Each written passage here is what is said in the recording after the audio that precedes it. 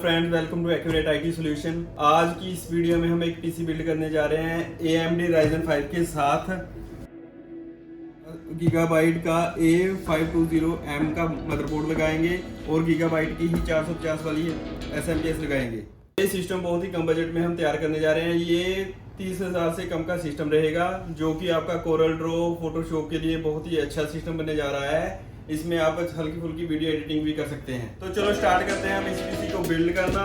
ये हमारा सामान पड़ा है, अब हम इसको असेंबल करेंगे और ये बनाते हैं AMD।